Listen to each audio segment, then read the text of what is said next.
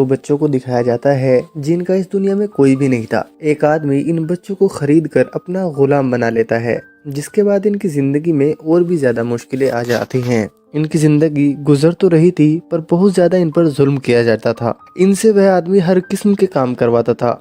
उन दोनों बच्चों की जिंदगी मुश्किल तो थी, पर दोनों एक दूसरे का बहुत ज्यादा ख्याल भी रखते थे। उनके सपने और सोच एक जैसी थी और वो बड़ा होकर एक जर्नल बनना चाहते थे। वो लकड़ियां काटते और उन्हें जमा करते थे, जिसके बाद उन्हीं लकड़ियों से लड़ने की प्रैक्टिस करते थे और कई सालों से वो एक साथ ट्रेनिंग भी कर रहे थे। वो लड़ने की प्रैक्टिस इसलिए करते थे ताकि वह अच्छा सिपाही बन सके और अपनी लकड़ी से बनी हुई तलवारों का इस्तेमाल भी अच्छी तरह करने लगे थे। एक दिन वो दोनों ट्रेनिंग कर रहे थे, तभी वहां पर एक जर्नल आ जाता है जो इन दोनों को लड़ते हुए देखता है और फिर वह उस आदमी के पास जाता है जिसने उनको खरीदा था। वह कहता था कि हमारा किंगडम, हमारा राज्य पूरे मन से अच्छे अच्छे सिपाहियों को ढूंढ रहा है और मैं चाहता हूँ कि मैंने अभी लड़ते हुए दो लड़कों को देखा, उनमें से एक को अपने साथ ले जाना चाहता हूँ ताकि वह जाकर अच्छी ट्रेनिंग ले और हमारे अच्छे और बेहतरीन सिपाहियों में शामिल हो जाए।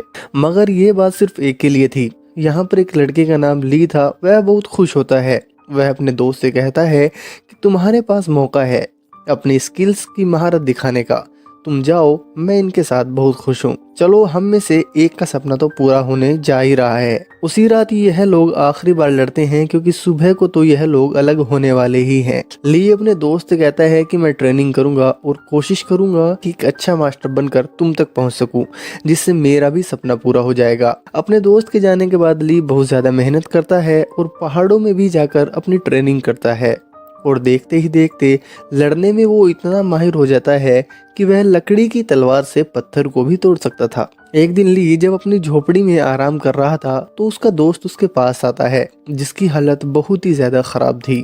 वह मरने ही वाला था कि उसका दोस्त बताता है कि किंग के भाई ने उन्हें मारने की कोशिश की। जब किंग के भाई के साथ ही किंग को मारने आए थे और उन लोगों ने मुझे वहां किंग समझकर मुझ पर हमला कर दिया। ली का दोस्त मरते हुए उसे एक नक्शा देता है। वह कहता है कि इस नक्शे की मदद से तुम एक गांव में जाओगे, जहां पर तुम्हें आर्मी मिलेगी जो तुम्हें एक फाइटर बनने की ट्रेनिंग देंगे। इतना कहकर वह दोस्त मर जाता है। अपने दोस्त की बात सुनते ही वह गांव की तरफ भागने लगता है, जहां पर रास्ते में कुछ लुटेरे ली का रास्ता रोक लेते हैं। वहां पर ली की इतने सालों की ट्रेनिंग काम आती है। एक एक करके वो सबको मार गिराता है और फिर दोबारा से सफर शुरू करता है और आखिरकार उस गांव में पहुंच जाता है जहां का पता उसके दोस्त ने दिया था, जहां पर उसको एक झोपड़ी मिलती है जिसमें किंग को देखता है, जो बिल्कुल ली के दोस्त की शक्ल का था। उसकी शक्ल को देखकर ली हैरान हो जाता है और अब यहाँ पर किंग उसको बताते हैं कि तुम्हारे दोस्त को मेरे जर्नल इसलिए खरीद कर लाए थे कि किंग और उसके दोस्त की शक्ल बिल्कुल एक जैसी थी और मेरे जर्नल उन लोगों को धोखे में रखना चाहते थे जो किंग को मारने का प्लान बना रहे थे। इसलिए मेरे जर्नल ने तुम्हारे दोस्त को खरीदा है कि वहां पर लोगों को धोखे में रख सके।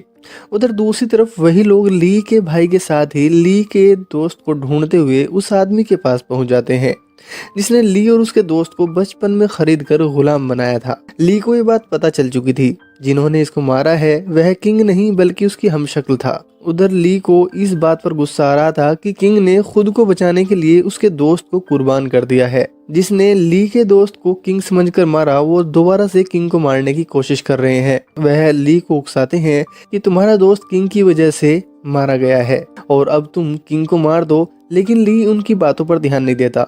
उल्टा वो उन पर हमला कर देता है, क्योंकि इसे इस बात पर यकीन था कि उसके दोस्त को इस कातिल ने ही मारा है। ली और कातिल की बहुत ज्यादा लड़ाई होती है और वह बहुत ज्यादा लड़ने के बाद आखिरकार कातिल को मार ही देता है। ली किंग के पास जाता है, मगर ली किंग पर अभी भी गुस्सा था, क्योंकि वो समझता है कि उसके दोस्त की असल वजह किंग ही है।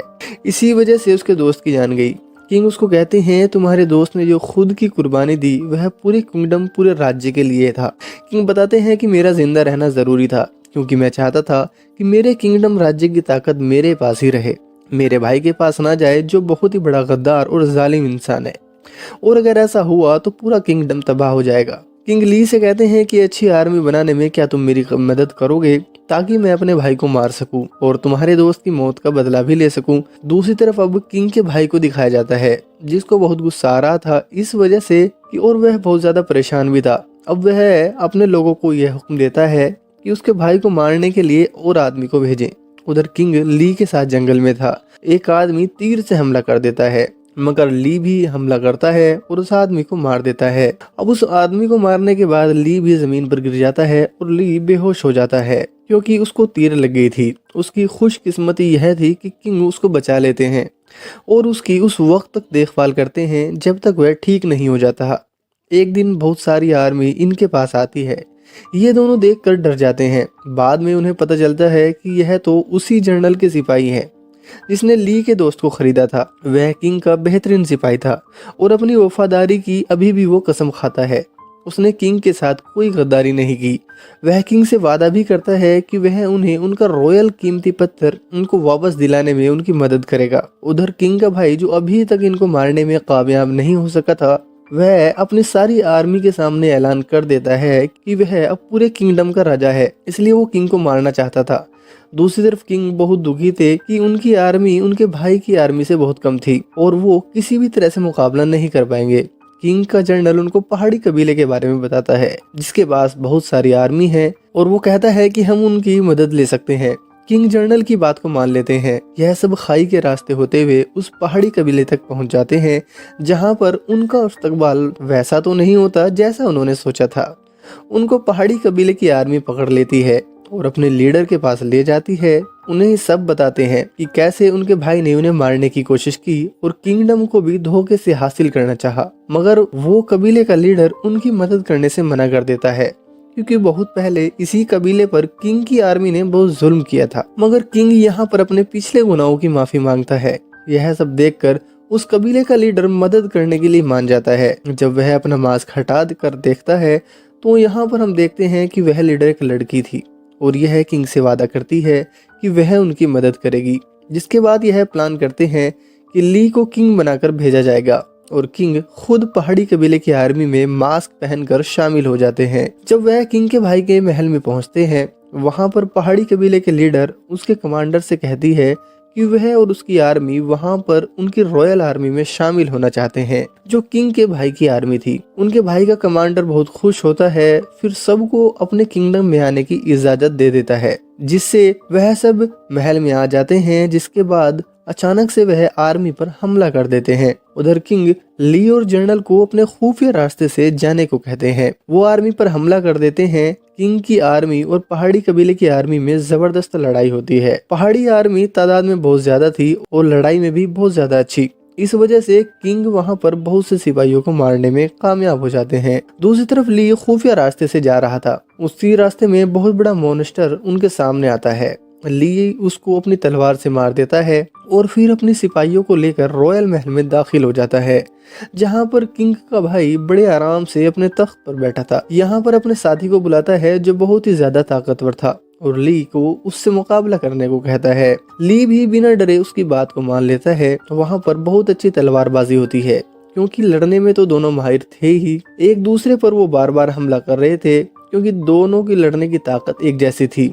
आखिर में ली किंग के भाई के साथी को मार ही देता है। किंग का भाई जब अपने साथी को मरता हुआ देखता है, जो बहुत ही बहादुर था, तो उसकी मौत के बाद अब उसको भी डर लगने लगा था। वह महल से भागने की कोशिश कर रहा था। गेट पर उसको पहाड़ी कबीले की आर्मी घेर लेती है। इनको अपने भाई को हराने में ज्यादा वक्त नहीं लगता। किंग अपने भाई को पहली ही बार में हरा देता है। अभी वहां पर जनरल आ जाते हैं, जो कि इनके पड़ोस के किंगडम के ताकतवर जनरल थे।